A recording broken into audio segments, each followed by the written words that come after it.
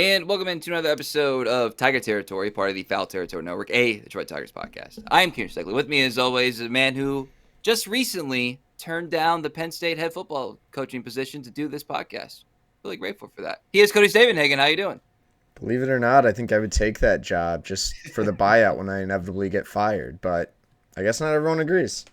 Yeah, well, it's hard sledding over there in State College. So anyway, let's kind of dive in, Cody. We're on the cusp of winter meetings, and we know there's going to be a lot of meat on the bone, and things are going to happen. That happens every year. We know this. So we're still kind of right there. We're almost there, Cody. We're almost there, but there are a couple things that we can discuss that have happened since last we spoke, and one of them is that Ryan Helsley. We know he agreed to a contract with the Baltimore Orioles, and he actually kind of spoke because we speculate. It's like, well, why did he not go with the Tigers? Did he not agree with the plan? Blah, blah, blah. Well, he put it out there for us, so we don't have to speculate. So, again, credit to Ryan for being really transparent. I appreciate it, man. And I'm going to read the quote right now here, Cody. This was at his introductory press conference. Detroit was in on me heavy starting. Detroit was in on me heavy for starting. I weighed the options and the risk, and they didn't seem to line up with where I was at in my career and what we were really looking at as a team with Wasserman being his agency. So in regards to the Orioles, we had some good discussions. They didn't lay out a full detailed plan in our meeting before I signed, but they had some ideas and they had the resources to help me get back to where I want to be and help me get to the feel on my fastball and maybe add a pitch or two or refine something. So it seems like, looking at those words, Cody, that the Tigers put on maybe full court press is a little strong, but he did use the word heavy. So yeah, like I believe him when he says that. The Tigers tried here. They tried with infrastructure. They tried with what I assume were dollars and cents. But he just ultimately he just did not want to do it, and you can't fault him for that, and you can't fault the Tigers here for this. Doesn't feel like a missing out aspect, I guess, is what I'm getting at here.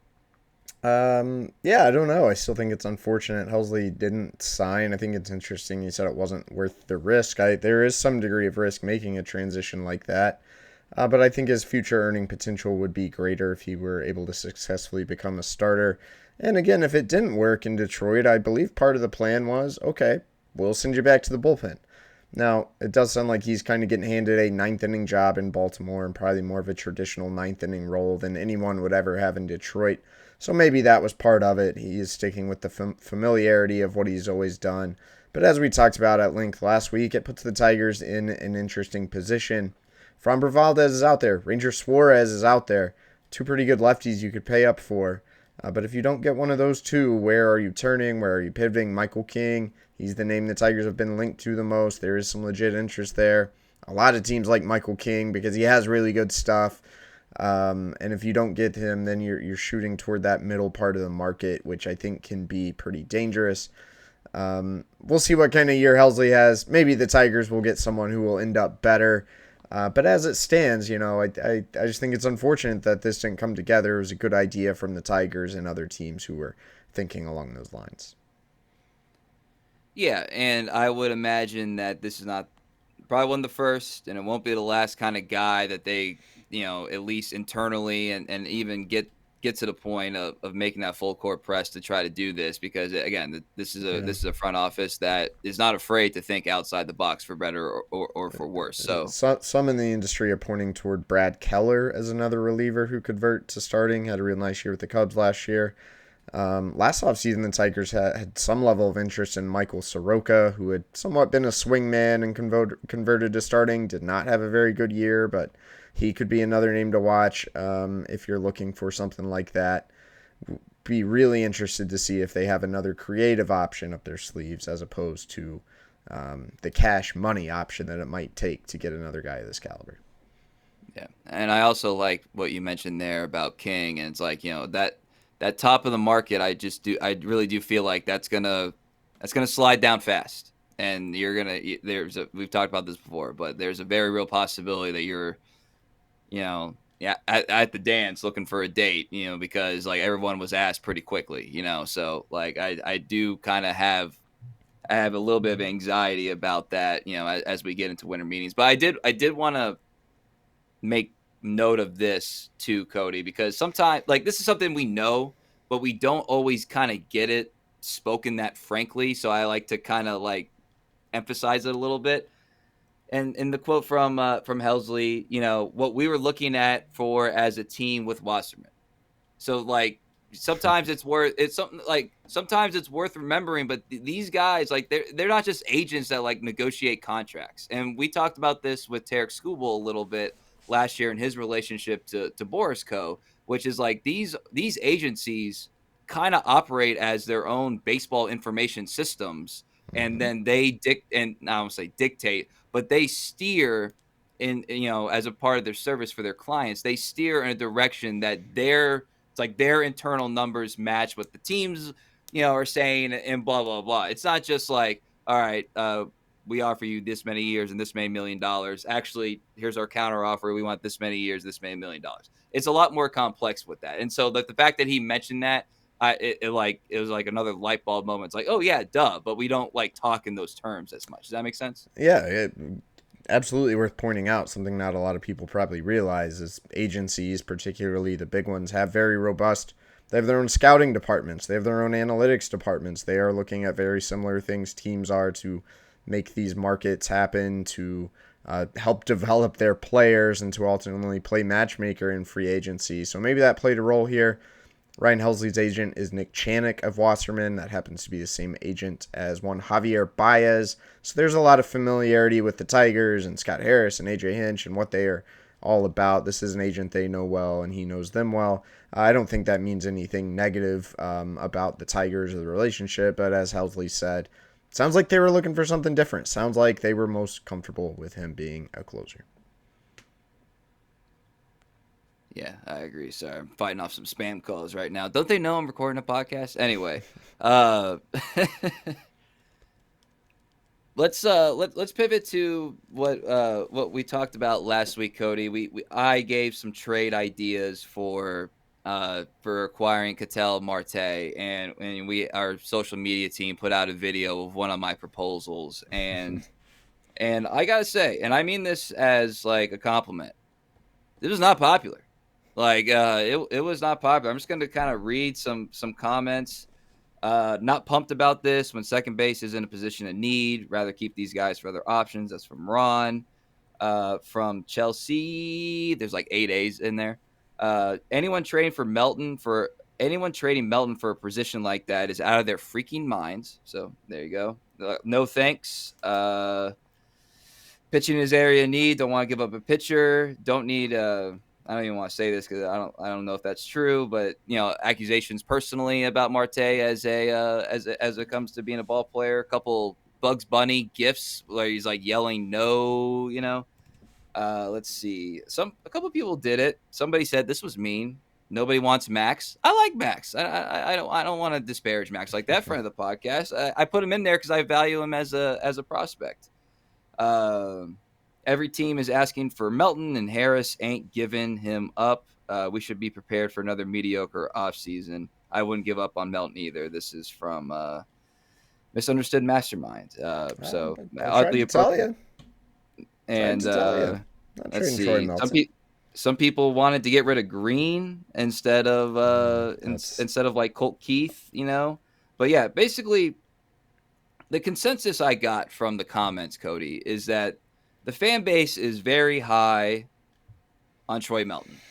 And again, I want to emphasize, I made him sort of the centerpiece of the trade to make it attractive, not because I don't think Melton is good, right? And I wouldn't claim to be a Melton truther. That's a you thing. That's the guys at the Tigers minor league report, also friends of the podcast, have been on for years. So like, this is not like, oh yeah, let's get rid of Melton. But again, you got to give value to get value. But I did find that interesting. It's almost like a mailbag where you see where the fans' minds are at. The comments, you could tell Melton, he might be in the running for Tiger of the Year. Like everybody loves him, and I like yeah. him too. I like him too. I like him too. I wouldn't move him unless it were, some sort of crazy deal. But to play devil's advocate, I guess with myself, Is it possible that we all fell too in love with Troy Melton based on a small sample in the major leagues? Melton had a 2.76 ERA in 45 and two-thirds innings. That's pretty good. You look at some of his underlying stuff plus 107, it indicate he could be an all-star level pitcher. But again, 2.76 ERA. His xERA, 3.61. His FIP, 4.60. His xFIP, 4.53. He only struck out about 7 batters per 9 in the major leagues. Struggled to miss bats against right-handed batters. It was a little bit of a problem. The 198 BABIP against him. So as good as he was, there was reason to believe luck was on Troy Melton's side in his first taste of the majors. And we did talk a lot about his usage going from relief to starting and being kind of jerked around a little bit. Next year is going to be different for him. I think he has the arm talent and the type of robust arsenal that he could be really good. But if you wanted to knock Troy Melton, it's not that hard to find a few reasons. Yeah, and look, dude, sometimes like I take general macro trends like seriously and I try to apply them to the micro situation. And the list of young pitchers who show promise that you could have gotten some robust position player for, like in theoretical trades or trades that made it to the 15-yard line, is long, right? And there's a recent example of that reportedly with the Tigers within the past like 10 years, right? And involves a guy that they're connected to right now in free agency. So I'm just saying, like, it's a little bit of a cautionary tale. But I think again, you're I talking about believe in his Michael talent. Fulmer there. That would be a Fulmer reference, yes. Fulmer. And Fulmer had won a Rookie of the Year. He had achieved a high level of success, whereas it is easy to fall in love with young pitchers. I mean, 5 years ago, if someone would have tried to trade for Casey Mize, it would have been an instant hang up the phone. Casey Mize, he's been perfectly adequate. I see your point here. It's easy to fall in love with young pitchers, and you don't always know exactly what they are going to end up being. Yeah, I will say this. I believe in obviously I believe in the stuff of Melton, like that's apparent. But like when I was at that Cleveland series, he gets shellacked, and then the next day I'm like, I want to see what his body language is. Like how is he? And you could not tell, that in his postseason debut, like he got tagged. You know what I mean? And I was actually really impressed by that. Just like not like he's just walking from the dugout to the bullpen and just like like his demeanor and all that stuff. So I came away really impressed with how he handles that, and that is an asset in his favor in my mind, that he's going to be able to handle what will be young struggles being a first time full-time starter in the major leagues as he's a slider right now. So I just want to make note of that. I like Melton, just for the record. I do as well. Not sure there's a lot more to say on it. I doubt he's getting traded for Catel Marte. All right, it is time for our unsponsored, so far, contractually obligated Tarik Skubal update of the week. And this comes from our friends at PTI, Michael Wilbon, Tony Kornheiser. There's a video that is circulating on ESPN socials where it says the Tigers have to listen to trade offers for Tarik Skubal. And that is your update, your contractually obligated update on the Tarik Skubal situation. I tend to agree. I guess you have to listen. PTI for content now. You don't have to listen. You could say, no, we're not going to listen. And so I do. For as much as it doesn't seem like there's any steam for Tarik Skubal actually being traded, I come back to what I've said about this all along, is that should the Tigers be picking a lane? It seems like they're closer toward keeping him than they are trading him, but listening to offers, all that. And if he's going to stick around, so far, keyword so far, it doesn't seem like there's an indication that the Tigers are approaching this offseason any differently than they have previous off seasons under Scott Harris. We have no idea what they're doing on the position player side. There's been very little chatter. Maybe they could go after a big name, but it doesn't seem like they are hell-bent on making that happen.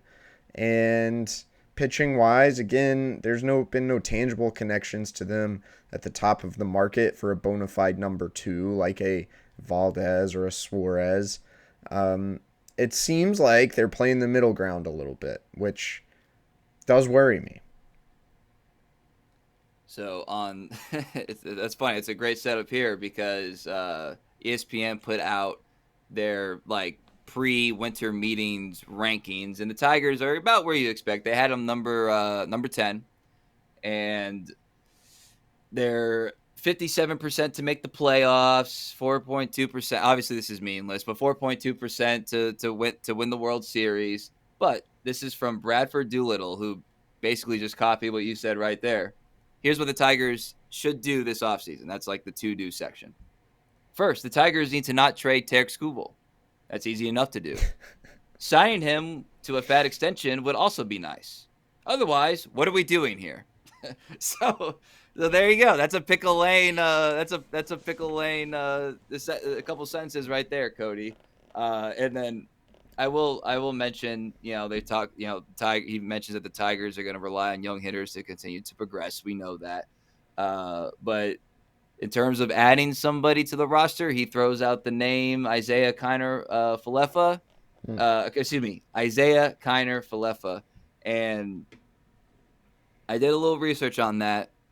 I can't say I see a large amount of merit for bringing in IKF for this team right now. That's like my initial gut.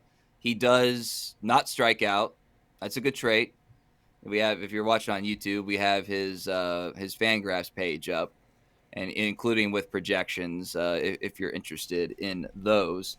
But Could I he interest also has you in a 0.5 WAR player, Kieran? I mean, not really.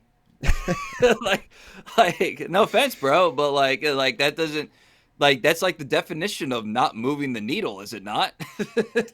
So, and then you're like, okay, he's a right-handed bat, he's a veteran. Like, all right, what's he do against left-handed pitching? Well, let's just go to last season. I don't do career arcs for guys that have been in the league as long as he has. Last season, against left-handed pitching, he had a 536 OPS. Against right-handed pitching is 668. So, I mean, he's a veteran. He can play shortstop. But the Tigers have a veteran who can play shortstop. His name's Javi Baez. And certainly would have higher, I guess you would say like higher volatility, but the highs are higher, So it doesn't really spark me as something like, oh, okay, that seems like a shrewd move bringing in IKF. But yeah, and I'm actually glad Bradford Doolittle threw this out, just because I've been kind of trying to think of, if they don't get Bregman or Bichette and they're not going to trade away a member of their core, is there any move that makes sense? Is there a lesser move to bolster the roster a little bit? Let's say they don't like Ha-Sung Kim, they don't trust his arm, anything like that. And I've had a hard time coming up with names. Kind of like I've talked about, maybe we should be looking more at shortstop. Well, Kiner Falefa is a shortstop, plays above average defense there. But yeah, the bat is pretty much non-existent. Career high WRC plus is 93. That's still 7% below league average. He does make contact, but he doesn't walk at all. 3% clip the last 2 years, and there's no power. Javi Baez a bad version of Javi Baez can give you pretty similar offensive production. The defense actually doesn't grade out quite as well, but the eye test with Javi is still certainly very good at shortstop. I don't know what in the world the upside of a player like Isaiah Kiner Falefa is, especially when you have a bunch of infield prospects on the way. I would rather have Kevin McGonigal play shortstop all year, every day, I think, than Isaiah Kiner Falefa. Yeah, hard for me to disagree with you there. Well, speaking of that, I was looking at Jeff Passon's, and Kylie contributed to this too. Like, they're sort of like off-season prime or trade candidate like primer thing, and obviously Skubal's on there.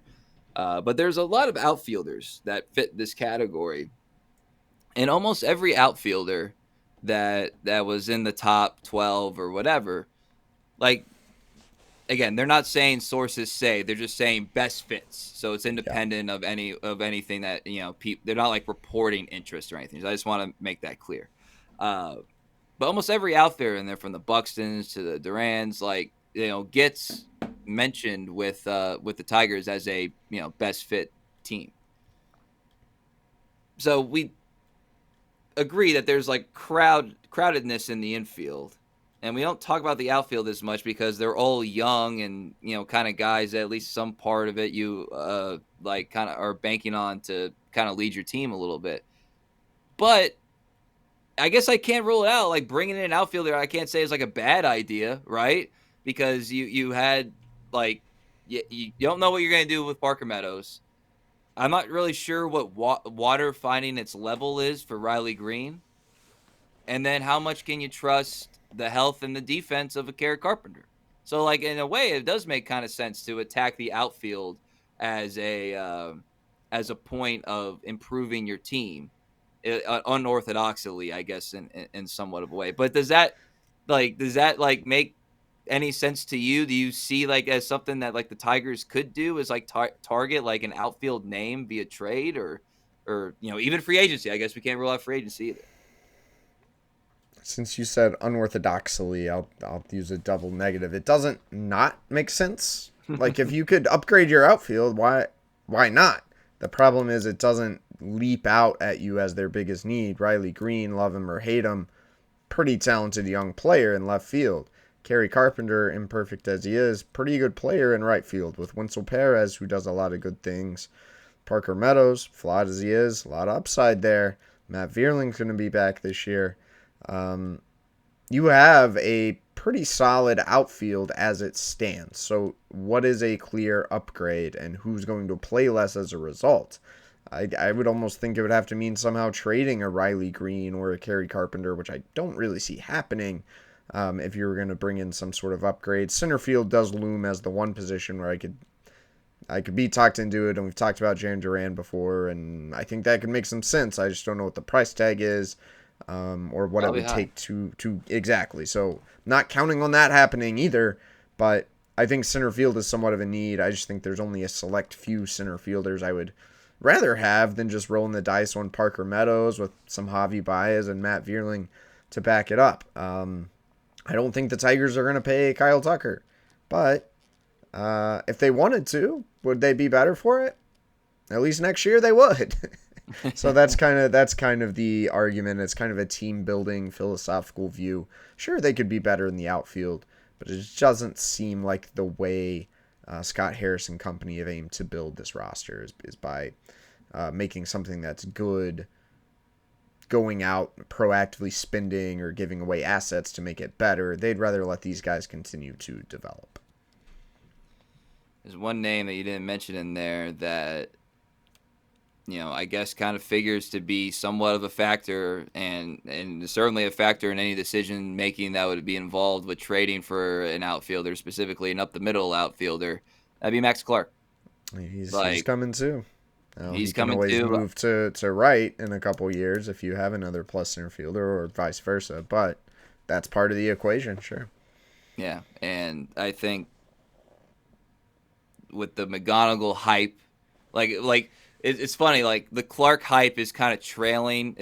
Clearly trailing the McGonigal hype. But I guarantee you, come spring training, like, Clark's gonna steal some games, like, in terms of, like, attention, and, like, he's gonna do some stuff, and it's gonna be like, Oh oh yeah.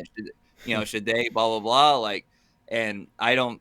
I think we're aligned on this. I don't think we anticipate him being like a serious candidate to, like, break camp Doubtful.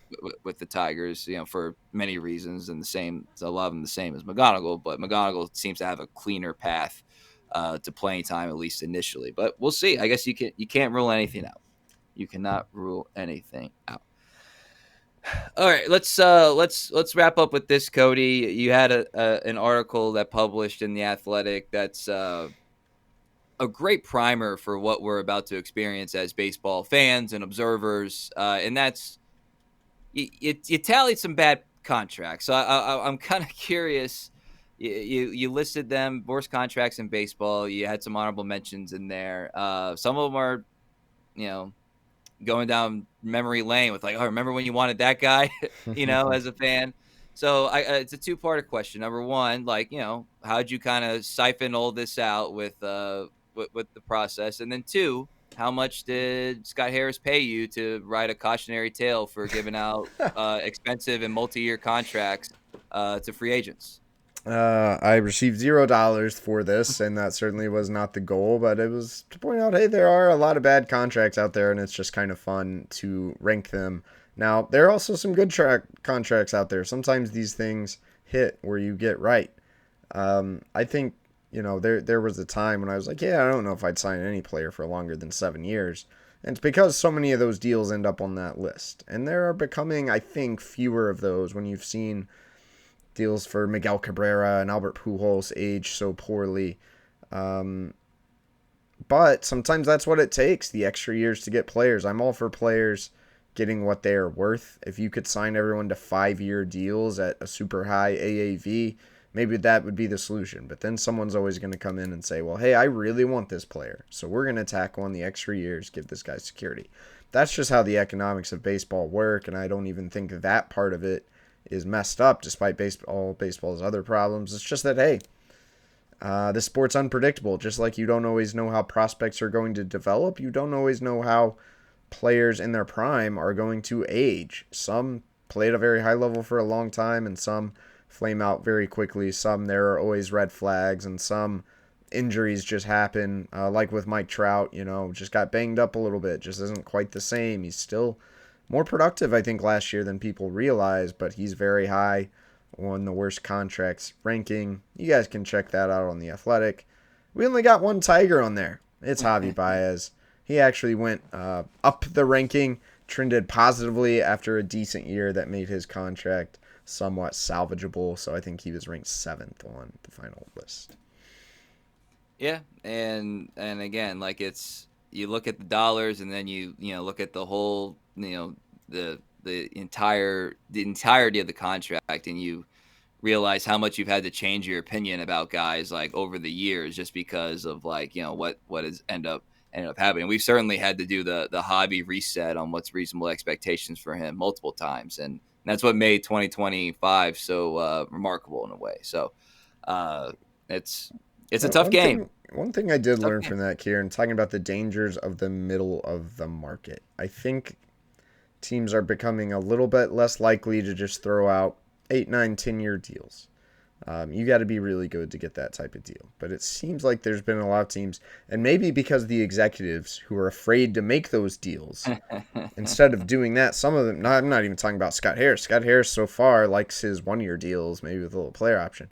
But a lot of teams go a tier down in free agency, and you sign the Jock Peterson or the Luis Severino. Or in the last couple years, there have been some 2 or 3-year deals with a player in his 30s, and it's been underwater from day one. That player has underperformed. There are a lot of those out there in just the last couple years, and so that made this year's list pretty hard.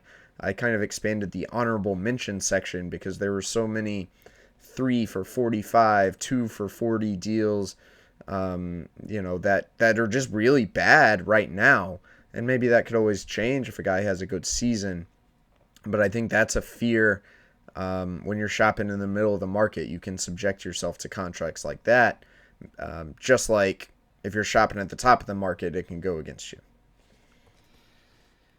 Yeah, I think a lesson there is don't get more expensive by being cheap. I think that's a fair. That's honestly a conclusion I had from doing this. Would you rather have 4 good years of a guy and 6 years on the back end that are really ugly, or would you rather sign 2 guys and neither of them are that good? Neither one of those is great, but I think that's a factor that maybe some of these executives coming in who do tend to be more risk adverse should look at and consider. The middle of the market is a dangerous place. Now that's also why teams like homegrown players and the waiver wire and trying to optimize guys. This seems to be a little bit more where the Tigers have been in recent years. I know they tried hard for Bregman and stuff last year.